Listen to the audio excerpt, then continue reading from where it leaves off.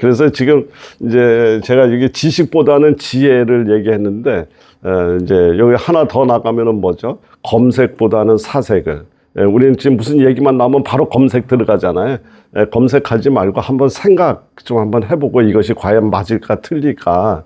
이제 이런 만약에 쌀이 문제라면 정말 쌀이 문제가 되는가 이걸 한번 이렇게 생각 한번 해볼 수 있잖아요. 이 어느 교수가 얘기했는 데가 아니고 그냥 이렇게 생각해 보는 거예요. 그러면 쌀을 가장 많이 먹는 나라가 어느 나라일까요? 가장 지금 현재 가장 많이 먹는 나라는 베트남이고요. 과거에는 이제 동북아 삼국해서 우리나라를 포함해서 중국, 우리나라, 일본 이랬는데 여기서 우리나라가 빠졌습니다. 지금은 빠지고 일본, 중국, 베트남 여기가 쌀을 가장 많이 먹는 나라 중에 하나죠. 그리고 이 세 나라 중에서 또 일본 같은 경우에는 현미밥도 안 먹어요. 그 나라 사람들의 자존감이 쌀에 대한 자존감이 너무 높아서 그 사람들 악기발이라고 그러잖아요. 그래서 하얀 쌀밥에 작곡 넣는 것도 싫어합니다. 그러니까 현미밥이 아니라 작곡을 넣어서 먹는 것도 쌀에 대한 이 자존감을 갖고 있어서 실제 일본 여행해서 보시면 전부 다 신쌀밥 먹잖아요. 그러면 이 사람들하고 미국 쌀 가장 적게 먹는 나라 이 나라하고 질병 대비를 한번 해보면 우리가 장수, 건강한 장수를 방해하는 각종 성인병들이 어느 나라 쪽에 많은가? 당뇨, 비만, 뭐 심장병, 유방암, 아까 얘기했던 대장암, 뭐 이런 모든 이런 것들이 어느 나라가 많은가를 비교해 보면 바로 답이 나옵니다. 그렇다면 쌀의 문제점이 아니고 다른 데 문제점이 있을 수 있다는 생각을 우리는 할 수 있거든요. 그런데 그냥 어떤 교수의 이야기에 의해서 쌀이 그냥 무너져 버리고 이러는 것들은 참 옳지 않아 보인다 이런 생각이 있습니다. 그리고 쌀을 잘 활용하면 정말 우리가 건강을 지켜내는데도 이 기운이 나야 되잖아요. 그래서 쌀을 잘 활용하게 되면 사람들을 살려낼 수 있는 힘도 있고 그래요. 그리고 오랫동안 많은 사람들이 먹어왔던 방식 이거를 한 번에 일순간에 어떤 이론으로 넘어뜨리려고 그러면 굉장히 무리가 따른다. 이런 생각이 듭니다. 이제 그래서 이것을 저는 지식보다 지혜를 그래서 드러난 모습을 통해서 숨어있는 모습을 추측할 수 있는 이런 능력, 이런 것들을 우리는 추상의 능력이라고 얘기를 하는데, 그래서 예를 들어서 우리 인삼밭 가보시면 인삼이 열이 많은 식품이잖아요. 열이 많은 거잖아요. 근데 인삼 기르는 걸 가서 보면 어떻게 길러요? 햇빛을 다 가려놨잖아요. 그러면 여기서 의문점이 생길 수 있는 거죠. 저는 태양도 한 번도 보지도 못한 애가 저기 어떻게 열이 많아? 이렇게 생각할 수 있잖아요. 그러면 이제 그걸 그렇게 보는 것이 아니라 쟤는 얼마나 열이 많으면 태양빛을 가려놨을까? 이렇게 보는 거예요. 드러난 모습을 통해서. 우리 더운 날 양산 쓰고 가듯이. 그러면 얘 덥겠구나. 제가 단호박 농사를 지금 4년째 하고 있는데 이제 저희 환자분들한테 그래도 제 손으로 기른 무엇인가를 좀 하고 싶은 생각에서 그냥 단호박 농사를 한 1000평 정도 농약 안 뿌리고 제초제 안 뿌리고 정말 아주 요즘 좀 바빠갖고 풀 며칠 못 뽑았더니 지금 아주 뭐 난리가 났습니다. 그래서 오늘 저녁 때는 또 이제 가서 뽑아야 돼요. 뽑아야 되는데 이 걔네들 뭐 이파리를 먼저 딱 만들고 밑에다가 단호박을 만들잖아요. 그러면 걔는 성질이 따뜻하다 춥다? 따뜻하다로 보는 거죠. 그러면 얘를 보관할 때 따뜻한 데다가 갖다가 놓으면 물러버릴 거잖아요. 걔가 지금 원래 시원한 데 좋아했잖아요. 그러면 얘도 보관도 시원한 데다가 지가 원래 양산 쓰고 있었듯이 얘도 양산 씌워줘야 되겠구나 이렇게 생각하는 것이 훨씬 더 지혜로운 판단이다. 근데 그게 아니라 누가 얘기하는데 여기에 너무 그런 거를 막 무시하고 막 이 독불장군으로 살으라는 얘기가 아니라 그런 것들도 중요하지만 이런 어떤 자연을 쳐다보는 어떤 지혜로운 이런 판단 이런 것들이 굉장히 남들보다 현명한 판단을 하는데 도움이 많이 됩니다. 그래서 이제 그런 얘기를 지금 드린 거고요. 이제 우리 건강한 장수를 위해서 가장 중요한 핵심 중에 하나가 이제 여러 가지 요인들이 있어요. 그런데 이제 가장 대표적인 1, 2, 3번을 꼽으라고 그러면 모든 만성 질환의 시작은 혈관의 염증으로부터 시작이 된다. 이제 이렇게 이야기를 합니다. 우리 몸 안에 인체의 혈관의 길이가 총 어느 정도 될까요? 혹시 들어보신 이제 12만 킬로 정도 된다고 그래요. 그럼 12만 킬로를 우리 지구의 둘레로 얘기를 하면 지구가 4만 300킬로라고 그러니까 약 3바퀴, 뭐 2바퀴 반 정도가 우리 몸 안에 있는 혈관의 길이라 그럽니다. 이게 너무 길어서 실감이 안 나죠. 그러니까 다른 표현으로 얘기하면 우리 사람만한 몸 밀가루 덩어리를 늘려서 지구를 3바퀴, 2바퀴 반을 돌리는 길이가 우리 몸속에 다 들어와 있다 이렇게 생각하면 돼요. 그러니까 우리 몸 안에 있는 혈관은 우리 눈에 보이는 이런 혈관 있잖아요. 이런 혈관은 0. 몇 프로밖에 안 돼. 혈관은 다 이런 걸 줄 알지만 이런 혈관은 0. 몇 프로밖에 안 됩니다. 그러면 99%, 99.7%가 넘는 혈관이 전부 어떤 거냐면 현미경으로 봐야 이게 혈관이구나라고 하고 보여질 정도로 아주 가느다란 그런 혈관입니다. 그러니까 어느 정도 가느다라냐면 머리카락보다 20배 이상 가느다래. 그게 99%가 넘어요. 그러면 이 혈관들에 내가 굳이 얘기를 하자면 아이스크림 하나 먹었어요. 아이스크림 하나 먹으면 사실은 우리 몸 안에서는 아이스크림으로 인해서 몇 메타 정도의 혈관은 반납한 거예요. 그러니까 우리가 극단적으로 어떤 그런 거를 너무 예민하게 판단하면서 살아갈 수는 없지만 우리 몸 안에 모든 질환의 시작은 혈관이 막히고 혈관이 손상되고 혈관에 염증이 생기는 거로부터 대부분의 질환이 시작이 됩니다. 그래서 혈관만 건강하게 만들어도 우리는 건강한 장수를 하는데 문제가 없다. 그럼 이거 어떻게 할 거냐? 이제 우리가 고민을 해야 되는 거죠. 그래서 기능성 식품으로 한다면 혈관의 염증을 없애는데 도움이 어떤 것이 될까? 이제 앞으로 뭐 오메가3가 어떻고, 그 다음에 이제 청국장에서 나오는 나토키나제가 어떻고, 뭐 또 뭐 은행잎이 어떻고, 뭐 이러면서 이제 나올 거란 말이죠. 이제 그래서 혈관의 염증을 없애는데 굉장히 중요하고요. 또 하나는 해독 능력이 굉장히 중요한 걸로 돼 있습니다.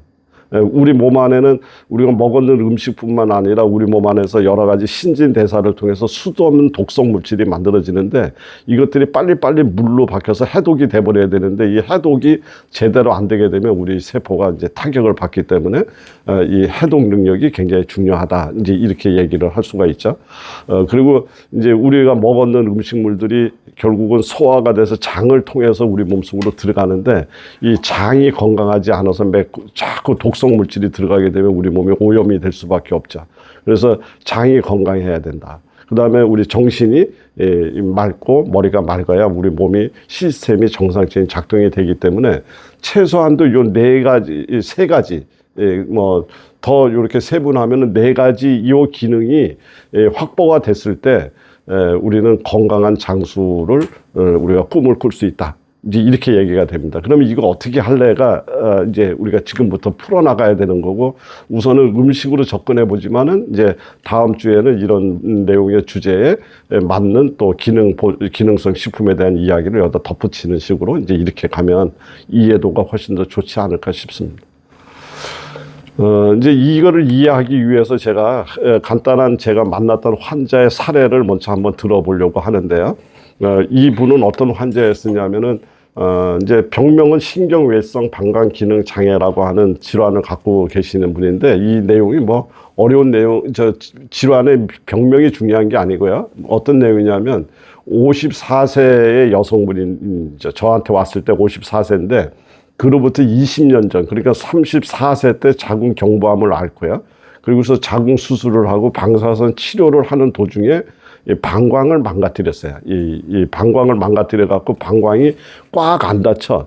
꽉 안 닫히니까는 이렇게 할 때마다 소변이 쭉 나가고 그러다 나니까 또 방광이 꽉 안 닫히니까 이렇게 세균 감염이 지금 반복적으로 이루어지면서 한 달에 20일 정도는 이제 그 항생제, 소염제 이걸 먹어야지 살고 그다음에 오줌 그러니까 소변줄을 끼고서 소변이 새니까 여기다가 오줌 주머니를 차고 그리고서 20년을 살으신 분을 만났습니다. 정말 이렇게 제가 만나는 환자분들이 대부분이 다 이렇게 안타까운 사연들을 갖고 있지만 이분도 제가 상담을 하다가 상담을 지속적으로 하기가 너무 어려워서 바깥에 나가서 심호흡을 하고 들어왔던 케이스입니다. 그래 목이 매서 말을 이어나가기가 너무 어려울 정도로 참 너무 안타까워. 그래서 바깥에 나가서 고민을 하다 이분 참 정말 치료해주고 싶은데 이 도움을 뭘로 줄까? 이제 이렇게 고민을 하다가 제가 처방을 이렇게 했습니다. 들어가서 집에 가서 돌아가시거든. 집에 가시거든 가장 큰 솥에다가 출산했을 때를 생각하고 미역국을 우리 어머님들이 드시는 것처럼 미역국을 한동안 좀 열심히 드셔보셨으면 좋겠다. 이게 제가 내렸던 첫 번째 처방이에요. 그래서 미역국을 먹으라고 하면서 여기다가 지금 안 적어놨지만 이제 이 표고버섯을 반드시 넣어서 만든 표고버섯 미역국을 드시라고 이렇게 제가 이야기를 드렸습니다. 그 표고버섯 미역국을 드시라고 한 이유는 이제 이런 거예요. 식물들이 어디서 사느냐, 이것을 우리가 잘 이해를 하면 얘네들이 갖고 있는 특징적인 요소를 우리가 이해할 수가 있어요. 예를 들면 사막에서 사는 알로에나 선인장을 보게 되면 얘네들이 그 비타민이 얼마고 어떤 영양 성분이 얼마인지를 아는 것은 그닥 의미가 없어요. 얘네들을 이해할 때, 얘는 수분 저장 능력이 매우 뛰어나면서 성질은 차가운 성질을 갖고 있겠구나. 이렇게 이해를 하면 오히려 선인장과 알로에가 정확하게 보이기 시작하는 거죠. 그래서 여름철에 햇빛에 피부가 거칠려져서 화상을 입고 이랬을 때 알로에를 바른다든가, 변이 딱딱하게 굳어서 이 수분이 별로 없을 때 알로에를 먹게 되면 이 변비가 풀어질 수 있겠구나. 이런 생각을 하게 되면 알로에가 더 정확하게 보이기 시작한 거다. 그 뜻입니다. 이제 이에 마찬가지로 앞에서 이야기 드렸던 대로 이 바다에서 살고 있는 이 미역은 어떤 것을 이겨내느냐 하면 바다에서 살려면 무엇을 이겨야 될까요? 네? 짠 거. 예. 그렇게 중요한 답을 그렇게 그냥 쉽게 툭 하고 던지네요. 역시 세종 씨가 수준이 높아. 그죠? 바다에서 살고 있는 모든 생명체는 소금한테 지면 죽습니다. 그러니까 다 소금 이기는 거예요. 다 소금 이길 줄 알아요. 그러니까 우리가 싱겁게 먹는 것이 건강한 방식이다. 이렇게 이야기하는 것은 초등학교 학생들한테 가르쳐줘야 될 건강법에 지나지 않아요. 사실은 싱겁게 먹고 짜게 먹는다는 것은 전혀 우리 건강의 기준이 되지 않습니다. 그래서 또 특히나 연세가 드시면 몸이 자꾸 건조해 가고 모든 것이 말라가잖아요. 그러니까 소화액도 떨어지고 머리도 말라가니까 기억력도 떨어지고 하잖아요. 그러니까 본능적으로 소금을 먹는 거예요. 그래서 연세 드신 분이 식탁이 옛날에 비해서 짜고워지고 새우젓을 갖다 놓고 드시고 이래 하잖아요. 근데 그분을 그냥 이 잣대에다 갖다 딱 내놓고서 싱겁게 먹어야 된다 이렇게 이야기를 하게 되면, 근데 우리 이제 오래간만에 집에 딱 왔더니 이제 어머님 아버지가 자꾸 짜게 드셔. 그 딸이 또 어머니 아버지 걱정한다고 또 소금 다 없애버리고 가잖아요. 이런 것들이 아니다 그 말이죠. 왜냐하면 소금은 그런 역할을 하기 때문에 우리 몸에 물을 붙잡아주는 역할을 하잖아요. 그러니까 소금은 대단히 중요한데 소금을 먹으면 물이 먹고 싶어지죠. 물이 먹고 싶어지니까 소금만 많이 먹게 되면 물이 자꾸 늘어나니까 몸에 체액이 늘어나고 혈액량이 늘어나니까 혈압이 올라가고 또 물을 붙잡고 앉아 있으니까 소변이 안 나가려고 하고 이러기 때문에 짜게 먹지 마라 이렇게 얘기하는 거예요. 그런데 이 짜게 먹더라도 소금 이기는 애와 함께 먹으면 얘기는 그때 틀려진다. 그래서 된장을 짜게 끓였는데 이것에 국물이 다시마 국물로 끓였다든가 아니면 여기다 파래를 한 줌을 집어넣었다든가 미역을 줄기를 집어넣었다든가 이렇게 됐을 때 얘기는 그때는 틀려집니다.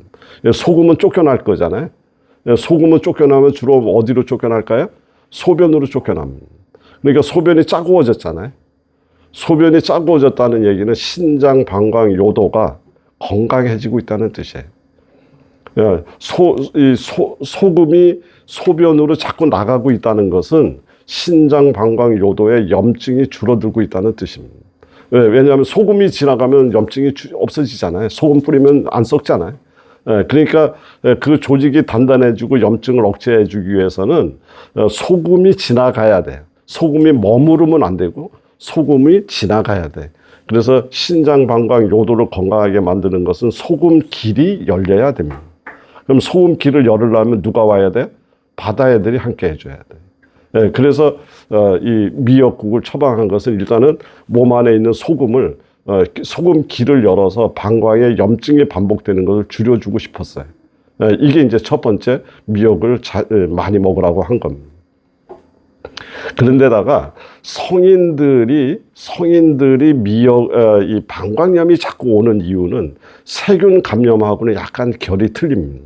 그거는 왜 그러냐면 우리 이 코로나가 왔을 때 마스크를 썼었죠. 왜 마스크 썼죠?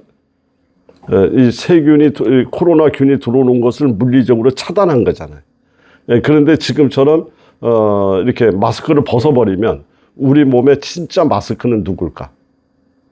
우리 몸의 진짜 마스크는 점막입니다. 점막이 바로 우리 몸의 방어벽입니다. 그래서 코가 바싹바싹 마르면 바로 감기 걸려버리잖아요. 입이 마르면 구내염 생겨버리고.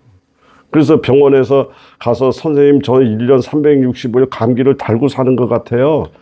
좀 어떻게 좀 저 감기 좀 안 걸릴 수 없어요? 이러면 의사 선생님이 제일 먼저 하는 처방이 뭐냐면 집에 가서 따뜻한 물 자주 드시고 집에 습도 좀 높여주세요. 이게 첫 번째 처방이잖아요. 이 얘기는 점막을 망가뜨리지 않도록 관리하세요. 이 소리입니다. 그러니까 코로나가 왔을 때 가장 먼저 이제 의학자들이 생각한 거는 어쨌든 코로나균이 들어오지 말아야 되니까 마스크 쓰세요. 이걸 첫 번째 한 거예요. 그 다음에 두 번째 실질적인 생각을 해보니까 뭐냐면은 점막을 튼튼하게 보완을 해야지 되잖아요.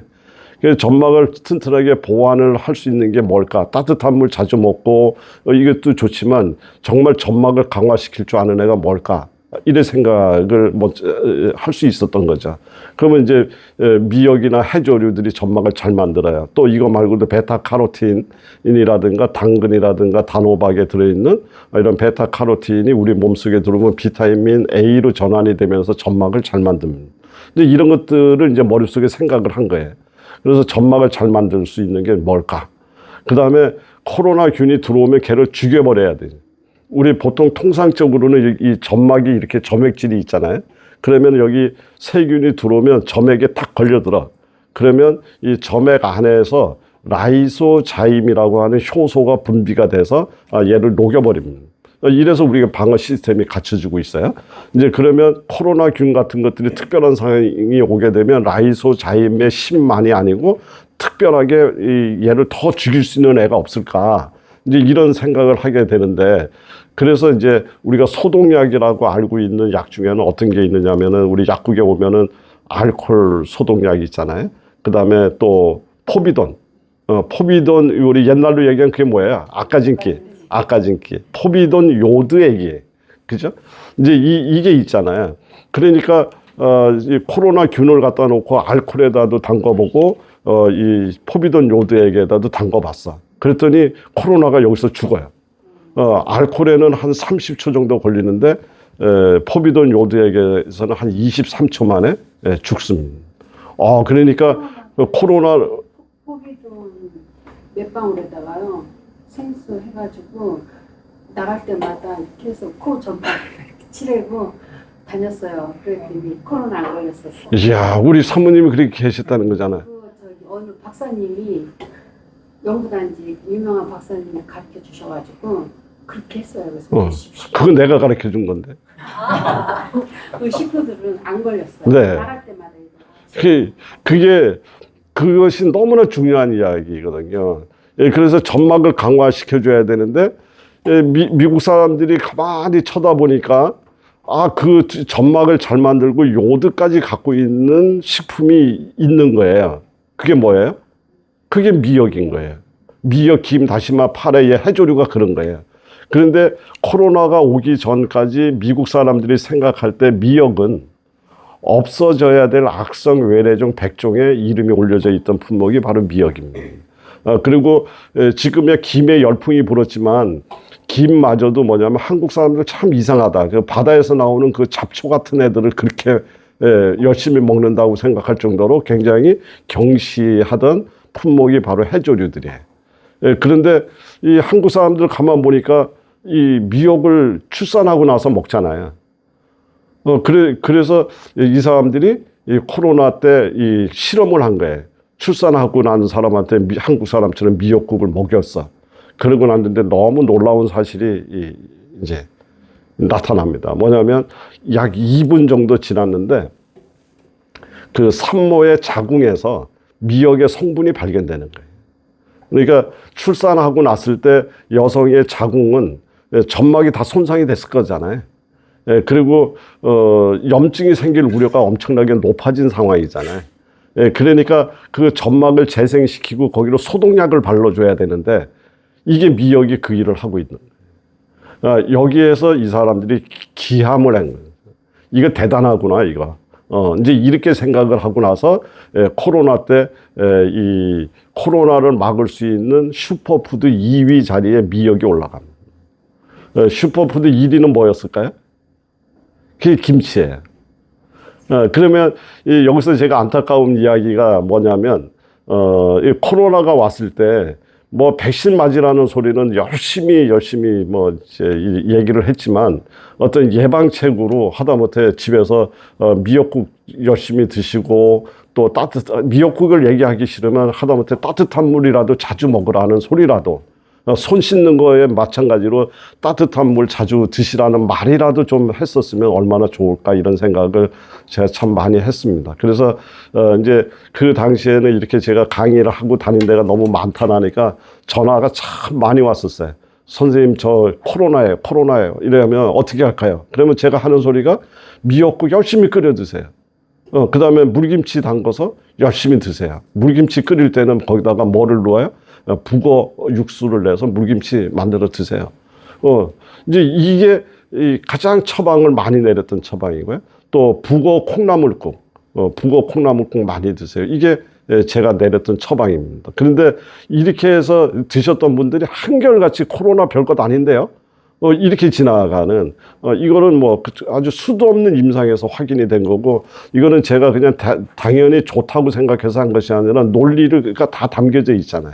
얘네들이 들어가서 점막을 강화하고 코로나를 방어할 수 있는 요드 이제 이런 개념에서 이 소독약으로서도 충분한 효능이 있고 방어벽을 만드는데도 충분한 효능이 있으니까 이게 좋다. 근데 여기다 왜 표고버섯을 넣으라 그랬을까요? 표고버섯은 어느 지역에서 자라요? 이 습한 지역에 잘 자란다, 양재 바른 데 자란다, 습한 데서. 그러면 습한 데는 세균이라든가 이런 것이 번식하기가 좋은 자리잖아요. 거기에 세균이라든가 곰팡이균이라든가 바이러스라든가 이런 것들이 번식이 잘 되는 자리가 그 자리에. 그런데 거기서 살아남은 애잖아요. 그러니까 표고버섯을 우리가 하는 기존의 단어인 면역을 높이는데 굉장히 좋아요. 이렇게 이해하지 말고 얘를 만약에 천연 항생제다라고 이해하면 더 표고버섯이 더 쉽게 들어오죠. 예, 얘는 천연 항생제고 천연 항바이러스제고 천연 곰팡이를 이겨내는 애입니다. 그러니까 몸에 여름철에 땀에 어루러기가 져서 곰팡이가 퍼졌거나 바이러스성 감기가 들어와서 독감이 오게 되면 하다못해 이 표고버섯이라도 이렇게 차처럼 끓여서 그것을 입에다가 차처럼 마신다든가 입을 가글만 해주는 이런 거를 해도 남들보다 훨씬 더 지혜롭게 이어서 극복하고 있는 중이다. 그럼 표고버섯을 맹물에 끓일까요? 아니면 다시마 우린물에 끓일까요? 다시마 우린물에 끓이면 더 강화가 된 처방이 만들어진 거잖아요. 이런 개념에서 이제 우리가 주위에 있는 것을 활용할 수가 있습니다. 그러니까 이분은 지금 방광염이 반복되고 있는데 이 방광염을 좀 줄여주기 위해서 소금길이 열렸으면 좋겠다. 그래서 해조류가 들어온 거고 방광에 점막 손상이 자꾸 일어나서 염증이 반복되니까 점막을 강화했으면 좋겠고 거기에 소독을 해줬으면 좋겠다. 그리고 세균이 만약에 들어왔다면은 세균을 없애줄 수 있는 게 좋겠다. 이런 생각이 들어오니까 표고버섯 미역국을 처방을 했던 것. 예, 이해되시죠? 예, 그래서 이걸 처방을 해놓고 나니까 아무리 처방이 훌륭하고 좋다고 한들 저거를 어떻게 1년 365일 먹어야. 예, 그래서 이제 제가 이분한테 1년 365일 먹을 수 있는 처방을 만들기로 했습니다. 그래서 이제 미역이 소금을 이겼다는 것, 이것은 이제 여기서 영양학적 개념이 조금 필요합니다. 뭐냐면 여기 미역에 있는 칼륨이라는 성분이 나트륨을 이긴 거예요. 예, 칼륨과 나트륨은 세포의 안과 밖에 아주 중요한 역할을 하고 있는 쌍두마차나 마찬가지입니다. 우리 집안의 가정의 주부와 그러니까 부부가 있듯이 우리 세포 건강을 지키는 데는 칼륨과 나트륨의 이 비율에 의해서 건강을 지켜져 나가는데 바로 이 나트륨을 바깥으로 밀어내게 만들었던 것은 칼륨이에요. 그래서 칼륨이 가장 많으면서도 지속적으로 먹기가 좋은 맛있는 게 누구냐면 바로 누구요? 바나나인 거예요. 그래서 바나나를 끓여서 미역을 대신하기로 했는데 다시마만 끓이려 그러니까 바나나만 끓이려 그러니까 이왕이면 다시마 물에 끓이면 그 기능이 훨씬 더 미역국과 가까이 가잖아요. 그래서 바나나를 다시마 물에 끓여라 이렇게 된 거예요. 그렇게 놓고서 보니까 이분이 54세 갱년기잖아요. 그래서 이 콩을 집어넣어서 만들면 더 좋겠다. 갱년기 증상도 도와주고 이제 이렇게 해서 콩을 넣어서 만드니까 콩하고 바나나를 끓이니까 다시마 물로 끓이니까 이게 바나나 두유예요. 굉장히 맛이 먹기가 좋은 상태로 이제 지속적으로 먹는데 전혀 문제가 없습니다. 그래서 사실은 이렇게만 끝을 내도 돼요. 이렇게만 해도 우리 중년에 우리 이제 여기 선생님들 몇 분 계시는데 그 방광염 있잖아요. 이렇게 반복적으로 찾아오는 뭐 오줌 소태니 방광염이라는 건 조금만 먹어도 이제 걔하고는 이별해. 방광염은 생길 일이 없습니다. 요것만 갖고서도.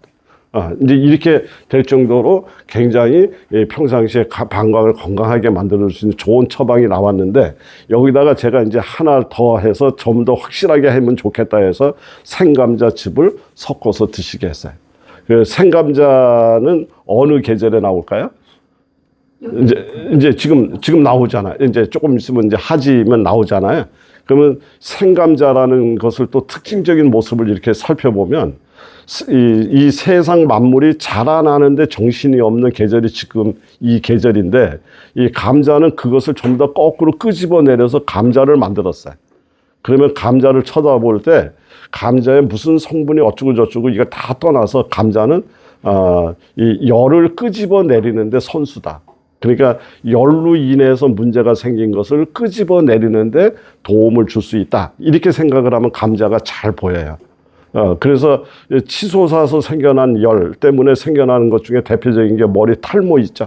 열이 올라왔어요. 그 다음에 머리 안에 그러니까 자꾸 뇌가 오그라붙어서 기억력 떨어지는 거 기억력 떨어지고 그 다음에 뇌졸중, 뇌출혈, 심지어 여름철에 화상에도 감자를 쓰잖아요.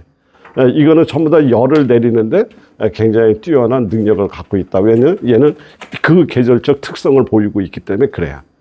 그러니까 그러면서도 이 생감자는 너무나 이 중요한 것 중에 하나가 땅 속에 과일이다라고 얘기할 정도는 뭐가 많아요? 비타민 C가 굉장히 많이 함유되어 있습니다. 그게 좋으면 치매 예방. 그렇죠. 그래서 이게 치매 약이에요. 치매 약이 됩니다. 그러니까 치매 약도 되고 여기다 치매의 기능을 더 만약에 만들려고 하면 이거를 갈아서 드실 때 호두를 여기다 더 섞어버리면 요거 끓여서 가를 때 여기다 호두를 섞거나 아몬드를 섞으면 호두가 더 좋아요. 이렇게 섞어서 만들게 되면 이것은 치매 약이 되고 기억력 떨어뜨리는 걸 방지하는 그런 약이 될 수 있습니다. 굉장히 생각보다 뛰어난 효능이 있습니다. 해보시면. 이제 이래서 이제 생감자즙은 여기다 적극적으로 섞게 만드는 이유는 여기에 비타민 C가 많은데요. 비타민 C는 우리 인체에서 어디가 제일 많이 필요로 하느냐면 제일 많이 필요로 하는 데가 머리가 제일 많이 써요. 그러니까 우리가 살으려고 마시는 산소 때문에 쇠가 녹슬듯이 우리 세포가 염증이 생기고 망가지는 것을 우리는 산화 스트레스라고 얘기를 합니다. 그런데 이 산화 스트레스가 제일 심한 데가 어디냐면 바로 뇌. 왜냐하면은 머리는 많은 일을 해야 되기 때문에 산소만 들어오면 머리가 다 한 20% 이상은 머리가 가져가요. 그래서 머리가 산소를 갖고 많이 쓰다 나니까 당연히 산화 스트레스도 많을 수밖에 없어. 그러니까 그 산화 스트레스를 막으려고 하니까 비타민 C만 들어오면 머리가 또 우선 배당을 받습니다. 머리가 또 20% 이상, 야, 그건 내가 써야 돼 하고서 가져가요. 그리고 두 번째 비타민 C 항산화 스트레스가 높은 데가 어디냐면 바로 방광이에요. 그래서 방광은 소변을 이제 버려야 될 소변을 여기다 가둬놓고 있잖아요. 그러니까 그 방광의 내벽에 점막을 쫙 깔아놓고 이렇게 돼 있는데 그 소변에 자꾸 여러 가지 독성 물질이 들어오니까 방광의 점막이 자꾸 손상이 되는 거예요. 특히 이분 같은 경우에는 한 달에 20일 이상 항생제를 먹고 소염제를 먹다 나니까 방광이 역으로 점막이 남아날 틈이 없이 자꾸 망가지는 거죠. 그래서 방광의 점막이 손상되지 않게 하기 위해서 또 비타민C의 산화제가 필요하니까 비타민C를 머리가 제일 1순위 배당받고 2순위가 바로 방광이 받습니다.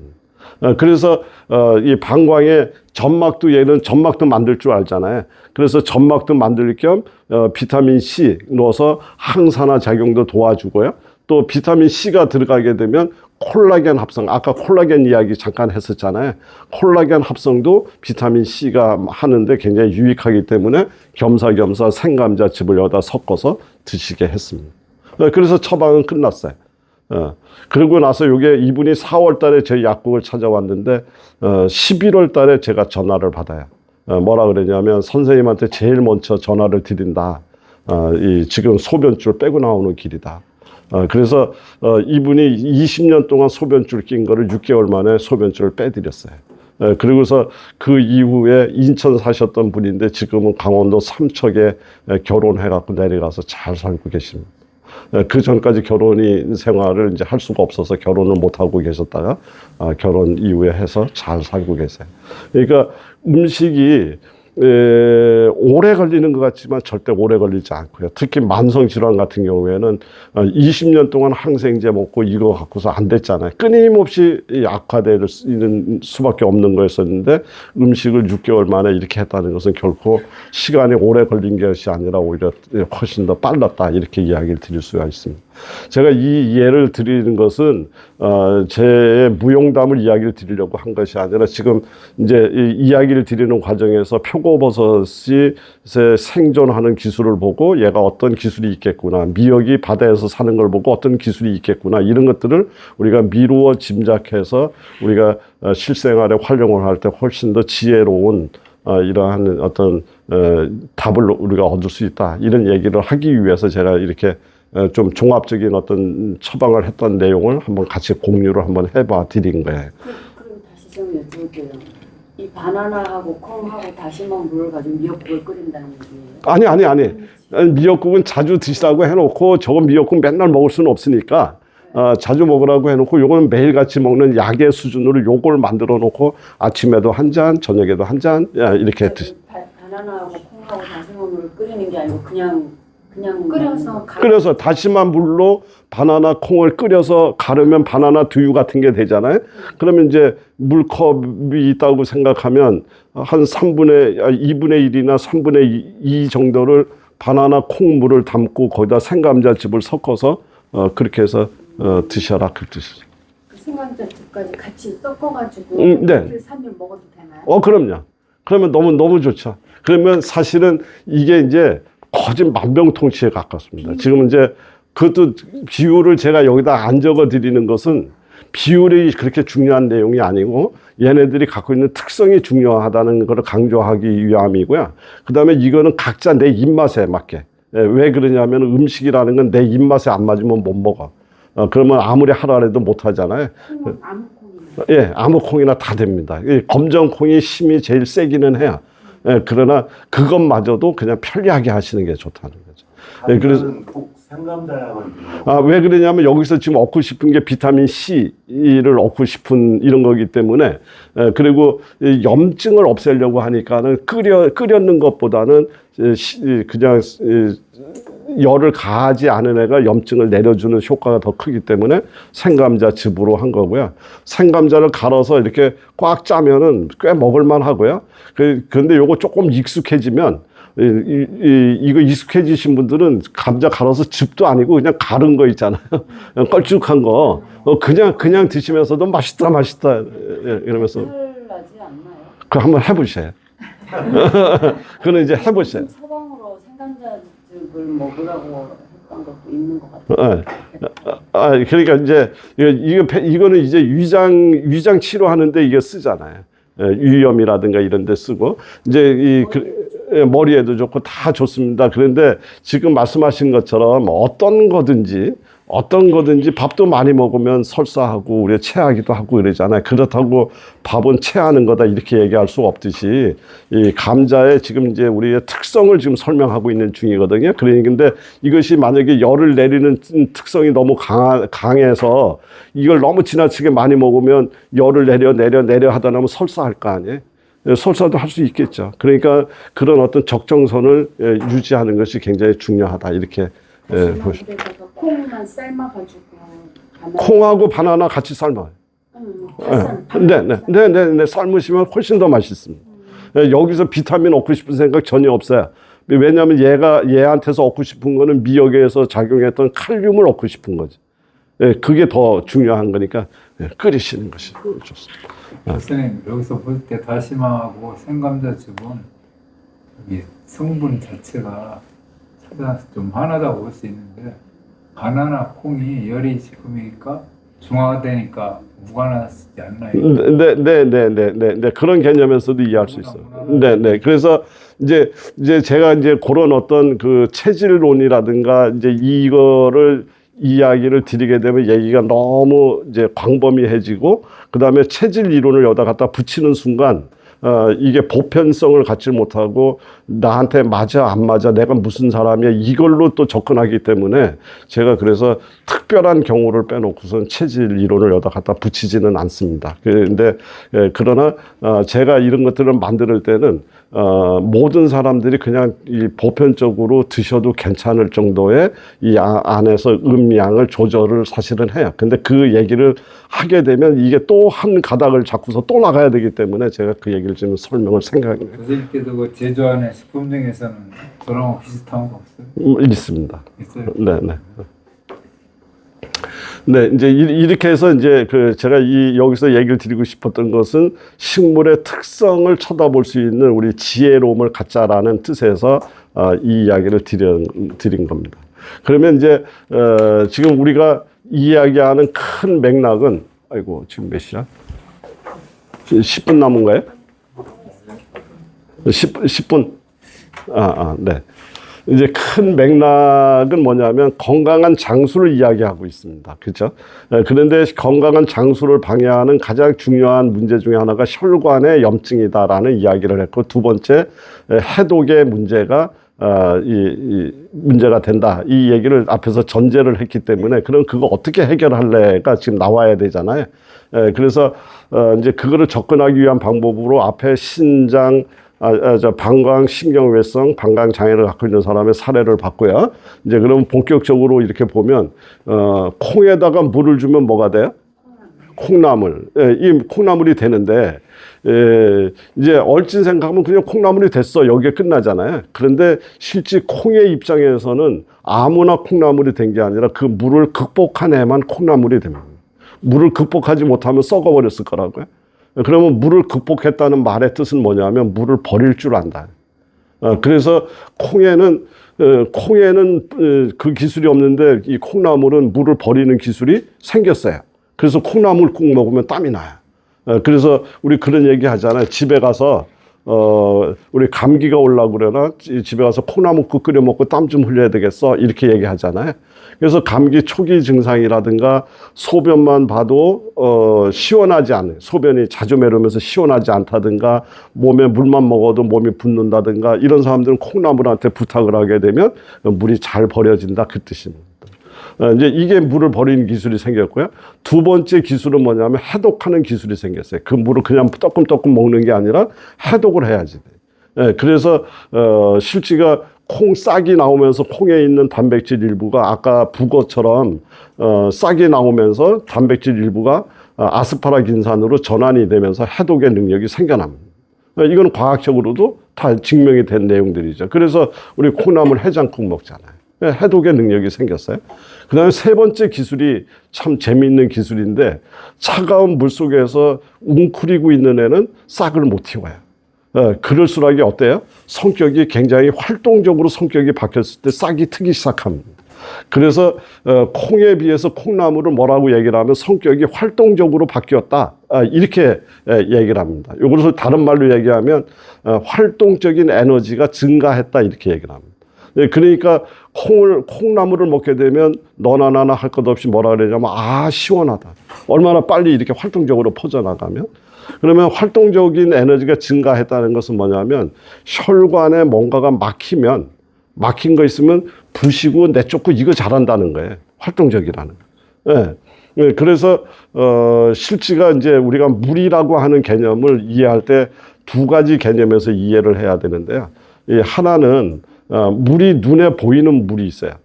그런데 그 물이 흘러가야 되는데 자꾸 중간중간 막혀. 가서 보니까 돌덩어리가 하나 떨어져 있거나 진흙덩어리가 떨어져 있어서 물길이 막혔다면 걔를 치워주면 되는 거예요. 우리는 그 막혔는 것을 우리는 혈전, 우리 혈액에 막혔는 걸 혈전 또는 피떡 이렇게 얘기를 합니다. 그러면 걔를 부셔야 되잖아요. 이제 이런 개념이 하나가 있고요. 또 하나는 물인데 또 하나의 물은 물인데 물이 보이지가 않는 물이 있어요. 예를 들면은 진흙 같은 거, 갯벌 같은 거. 물이 있는데 물이 안 보여. 이걸 우리는 습이 정체됐다 이렇게 얘기를 합니다. 그럼 이 습을 정체하는 것은 누가 자라느냐면 아까 습한 지역에서 자라나는 누구요? 표고버섯, 버섯 같은 애들이 그 습을 제거하는 걸 잘하는 거예요. 그래서 실지가 표고버섯 같은 경우는 말려보면 부스러지도록 마르잖아요. 바깥에는 촉촉한데 실지에 말려보면은 얘의 본성은 촉촉한 게 아니라 마르는데 얘가 본성이 있는 거예요. 습을 없애는데 기가 막힌 능력이 있습니다. 만약에 좀 다른 이야기로 언젠가서부터 얼굴이 퍼석퍼석하고 자꾸 피부가 건조해져 얼굴이 그래서 좀 어디 미용 피부 마사지라도 갈까 이래 만약 생각하시는 분이 있다면 얼굴을 촉촉하게 물광을 만들려면 어떻게 해야 되느냐 재료를 어디 가서 찾으면 될까요? 이 습한 지역으로 갈까요? 건조한 지역으로 갈까요? 잘 생각해 보시죠. 건조한 지역으로 가야 되는 거예요. 건조한 지역에 사는 애들은 건조한 것을 이겨낼 줄 아는 힘을 갖고 있다. 그러면 건조한 것 중에서 이제 알로에 같은 것도 있지만 어디에 누가 있느냐면 서기버섯 아시나요? 예, 서기 바위에서 사는 애잖아요. 그럼 진짜 물 한 방울도 없는 데서 사는 애잖아요. 그래 얘는 물 한 방울을 보면 얼마나 귀하게 여기겠어요. 그래서 집에서 서기버섯을 사다가 곱게 갈아. 뭘로? 쌀뜨물을 넣어서 곱게 갈아서 그거를 얼굴에 한번 팩을 한번 해보세요. 일주일에 한 번씩만 해도 한 달에 한 4번 정도 하잖아요. 한 2달, 3달 정도쯤 하고 나면 주변 사람들이 이제 인사말이 막 들어와요. 피부 어디서 관리받고 계시느냐. 그는 왜 그러냐면 얘가 보습시키는데 뛰어난 능력을 갖고 있기 때문에. 이제 그런 거예요. 이제 그래서 얘가 활동적인 성격을 갖고 있다는 것은 막힌 것을 뚫고 이거를 내쫓고 해독하고 이걸 잘한다는 거예요. 그러니까 이 콩나물은 대단히 훌륭한 혈관 관리의 명약이 될 수밖에 없다.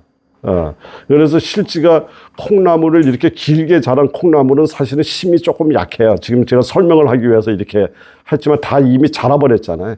근데 이렇게 콩 싹이 딱 터버린 거 있잖아요. 1 내지 2cm 정도 자란 거. 얘는 이 힘이 굉장히 강합니다. 이 강해서, 실지가 그 콩 싹을, 이제 약으로 설명할 때는 조금 어려운 말을 써요. 대두황번이라고 이제 얘기를 해요. 대두황번. 이렇게 얘기를 하는데, 이게 어디에 들어있냐면 우황청심원에 들어있는 거예요. 그러니까 우황청심원에다가 콩나물 썩어 놓으면 사람들이 이거 콩나물로 만들었어? 이렇게 되잖아. 그러니까는 대두황건이라는 어려운 말을 써갖고 콩나물을 슬쩍 숨겨놨어요. 근데 그게 우리 우황청심원 어떤 때 먹는지 아시잖아요. 뭐 어디가 막히고 답답하고 이럴 때 쓰잖아요. 이 콩나물이 바로 그런 능력을 갖고 있다. 이렇게 생각하면 되고요. 우리 혈전이 생겼을 때 병원에 가면 가장 많이 쓰는 약이 무슨 약이에요? 아스피린 약입니다. 아스피린이 버드나무 출신이에요.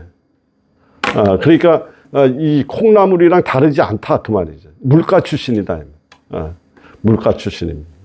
그래서 콩나물, 숙주나물, 미나리, 연근 이게 전부 물가에 사는 애들이잖아요. 얘네들의 특징이 뭡니까 하면 물을 버리고 해독하고 그 다음에 막힌 것을 뚫는 혈전을 없애는 이 작용을 갖고 있는 거예요. 아까 우리가 건강하게 장수를 하는데 방해하는 것이 바로 혈관이 막히고 혈관에 염증이 문제가 된다. 그 다음에 두 번째 해독의 능력이 문제가 된다라고 얘기를 했잖아요. 그럼 얘네들이 지금 그거 잘하는 애들이죠. 그러니까 이것만 잘 활용을 해도 우리 건강한 장수의 기본을 지금 해결하고 있는 거다. 이렇게 이해를 하시면 됩니다. 그러니까 정말 대단한 능력을 갖고 있어요. 그래서 콩나물, 숙주나물, 미나리, 연근 이게 다 이런 공통된 특징을 갖고 있는데 이 중에서 제가 설명은 콩나물로 했는데 진짜 가장 실력자는 누구냐면 미나리가 가장 실력자예요. 그래서 이제 미나리를 가지고서 하면 이제 미나리를 가지고 끓여서 먹습니다. 그러면 돼요. 그러면은 그 해독도 잘 되고 이게 다 되는데 효능을 조금 더 높이기 위해서 물을 같이 넣고 끓이고 여기에다가 뭐를 갖다가 우려낸다? 다시마나 또는 파래를 우려내게 되면 점막도 튼튼하게 만들어주고 보호하고 그 다음에 이 다시마나 파래에 갖고 있는 요드 성분에 의해서 우리 몸 안에 소독, 염증도 잡아주고 그 다음에 미나리나 무가 막힌 것을 뚫어주고 해독을 하니까 이 하나만으로도 우리 건강한 장수의 문제를 해결하고 갈 수 있지 않느냐 지금 그 얘기를 드리는 겁니다. 이해되셨죠? 이제 이렇게 됐는데 이거를 만들어 보니까 이 미나리 때문에 호불호가 조금 생기더라고요. 미나리 때문에 어떤 사람은 미나리 때문에 이게 참 먹기 좋다고 얘기하시는 분이 있고요. 어떤 분은 미나리 때문에 먹기가 싫다 이러는 분이 있어요. 그래서 이런 것들을 이제 극복하는 방법 중에 하나가 곡물을 살짝 볶아 가지고요. 그래갖고 이거 물을 끓일 때 한 줌씩 집어넣으니까 곡물이 구수한 맛 때문에 이 물을 누구나 다 좋아하는 물로 바뀌는 이런 거죠. 그래서 곡물을 섞으면 되는데 참조로 수수는 색깔이 빨갛잖아요. 수수는 색깔이 빨갛습니다. 요거는 심장이 약하신 분은 수수를 쓰는 것이 조금 더 좋고요. 그리고 메밀은 혈압약이다 할 정도로 혈압 조절에 굉장히 강점을 갖고 있는 곡식이에요. 그래서 이 메밀은 이제 혈압이 높으신 분들한테는 혈압을 그 다음에 녹두는 해독 능력이 더 강화된 곡식이죠. 그래서 피부에 염증이 많이 생기거나 간의 피로도가 높으신 분들 같은 경우는 녹두를 쓰고요. 그 다음에 율무는 우리 몸에 습이 정체된 것, 그러니까 무릎 관절이 아프다든가 몸이 비만하다든가 이러신 분들은 율무를 첨가하시는 게 좋습니다. 그리고 너나 나나 할 것 없이 그냥 무난한 거는 우리 누룽지를 이물로 울궈내서 숭늉처럼 만들어서 이렇게 마셔도 됩니다. 이제 누룽지 숯이라고 써놓으신 거. 누룽지 검었잖아요. 누룽지가. 누룽지. 그래서 조금 더 거뭇거뭇하게 만들어 놓으면 효능이 조금 더 좋아요. 누룽지를 한 번 더 이렇게 갈아서 이제 이 누룽지를 갈아서 분쇄를 해서 그 다음에 후라이팬이나 냄비에다 놓고서 조금 더 볶으면 좀 더 거뭇거뭇해지잖아. 커피 검해지듯이. 이제 그래서 그 물에다가 그거에다 이 물을 부어 놓으면 그냥 지가 우러나잖아요. 그럼 건더기는 안 먹고 위에 물만 따라서 먹으면 해독 능력이 훨씬 더 강화가 된다. 이렇게 생각하시면 됩니다. 이제 이렇게 해서 하게 되면 정말 그냥 뭐 만병통치에 가까울 정도의 아주 훌륭한 물이 만들어졌다. 이렇게 보시면 됩니다. 그래서 요거를 이제 조금만 요건 뒤에 요거는 이제 조금 이따가 설명을 다시 하도록 하고요. 지금 이분이 누구냐면은 잔칼망 할머니. 이제 기록상으로 가장 오래 사신 분이에요. 122세. 근데 이제 이 자료를 조사를 하면서 의학자들이 조사를 하면서 그 115살 이상 이렇게 살았던 그 장수 노인들 있잖아요. 그분들을 조사하는 과정에 한 20분 정도를 조사를 했는데 너무나 재미있다기보다도 아이러니한 것 중에 하나가 이 장수하신 분들의 대부분들이 술과 담배를 어떻게 했을까요? 그러면 질문을 안 했을 거잖아요. 술과 담배를 대부분의 사람들이 하셨다. 그리고 특히 잔칼망 할머니 같은 경우에는 저녁 때 베란다에 나와서 앉아서 위스키 한 잔에다가 담배 한 대 피우는 것을 평생의 낙으로 삼으셨다 이렇게. 그러면 여기서 지금 혼돈이 있습니다. 술, 담배 이잖아요. 예, 그래서 지금 아까 건강한 장수의 두 번째 해독 능력이 들어가는 거예요. 예, 그러니까 이분들의 해독 능력은 술, 담배가 들어와서 독소를 뿜어내는 것 정도는 그냥 없애버릴 정도로 해독 능력이 매우 뛰어난 신체적 구조를 갖고 계셨다라고 알려져 있습니다. 그러면 우리가 이제 해독이라고 하는 것을 싱크대에서 설거지를 하는 거랑 비유를 할 수가 있는데, 설거지를 하는데 이 설거지의 그릇에 묻어 있는 오물의 양도 중요하지만 가장 중요한 거는 싱크대에 물이 빠지느냐 안 빠지느냐. 그래서 그릇을 닦는 설거지 1단계, 그 다음에 싱크대에 물이 빠지고 싱크대를 치우는 2단계, 항상 이 2단계에 걸쳐서 우리가 설거지가 일어나듯이 우리 인체에서도 해독은 바로 그런 과정에서 일어납니다. 그래서 해독이 일어나는 건 크게 두 가지 방향이 있어요. 하나는 물에 녹는 애들이 있고 물에 녹지 않는 애들이 있습니다. 그래서 물에 녹는 애는 물에 녹여서 소변으로 빼내. 이제 이게 우리 몸에서 해독하는 하나의 방법이고, 또 하나는 물에 녹지 않는 애들이 있습니다. 요거는 우리 기름때가 묻으면 이건 뭘로 세탁하죠? 비누칠해야 되잖아요. 그래서 우리 물에 녹지 않는 애는 전부 다 간으로 끌고 들어와요. 간으로 끌고 들어와서 간에서 비누칠을 해. 이 비누칠을 하는 이것을 우리는 글루타치온 작업한다 이렇게. 우리 글루타치온 소리 많이 들어보셨죠? 이제 앞으로 기능성 식품 얘기할 때 글루타치온 이야기도 또 드릴 건데, 글루타치온 어렵게 이해하실 필요 없이 그냥 이 지질 독소, 기름에 녹아있는 독소를 간에 끌고 들어와서 이 비누칠해서 얘를 물로 씻어버릴 수 있게 만드는 작업, 이것을 글루타치온이라고 얘기를 합니다. 그래서 글루타치온이 해독을 비누칠을 해갖고 요거를 쓸개 주머니에다가 딱 이렇게 가둬놔요.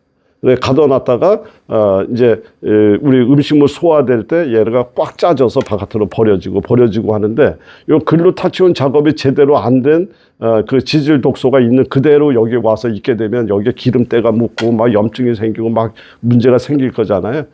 그래서 간의 해독 능력은 대단히 중요하고, 그 중에서도 글루타치온 작업은 매우 중요한 작업 중에 하나입니다. 근데 그게 잘못되게 되면 전부 쓸개에 독소들이 쌓여서 쓸개염, 담낭염, 담낭암, 그래서 지금 암 중에서도 쓸개나 담낭에 생겨난 암이 아주 치료하는데 매우 어려움을 겪는 것이, 거기가 바로 우리 하수구와 같은 계속 그리로 이제 버려지고 있기 때문에 여기를 깨끗하게 정화한다는 작업이 매우 어려운 거죠. 그래서 간에서 글루타치온 작업이 잘 돼서 깨끗하게 해서 그냥 쫙쫙쫙쫙 이렇게 빠져나가게끔 이렇게 만들어야 우리는 건강한 100세를 살 수가 있는데, 이 할머니들이 그걸 잘했다는 거예요. 그런 구조가 잘 돼 있다는 거예요.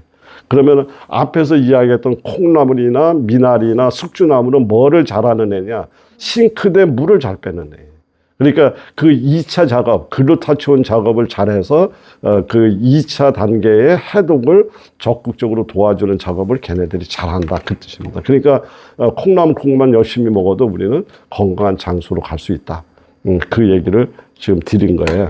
그래서 이제 결론을 이제 오늘 여기까지만 하고 마무리할 건데, 앞에서 미나리, 다시마, 무말랭이 해서 요 지금 얘기를 했잖아요.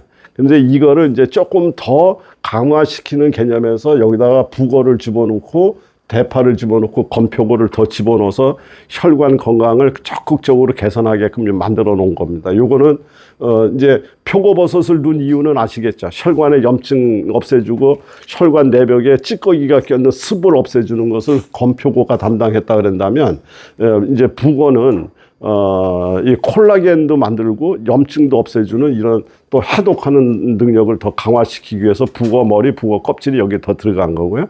대파는 여기에 식이유황 성분이 많이 들어있죠.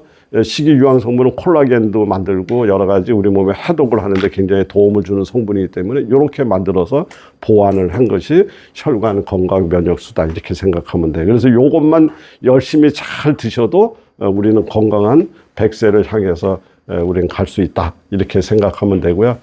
북어는 지금 이제 오늘 시간 때문에 제가 북어 얘기는 다 못 드리겠는데 다음 시간에 요 못다한 이야기 조금 더 하고 기능성 식품 이야기를 본격적으로 들어가는 식으로 이렇게 해서 좀 더 보완해 드릴 테니까 그렇게 하시면 좋을 것 같습니다.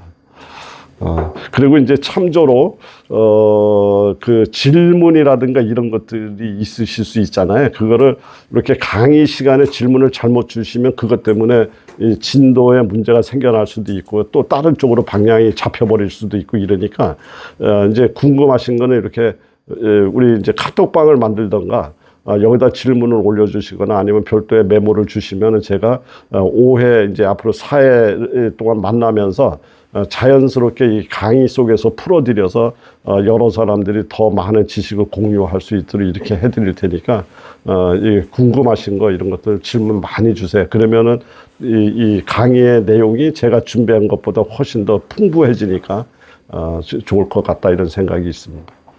오늘 들으시라고 수고 많으셨습니다. 마치겠습니다. 또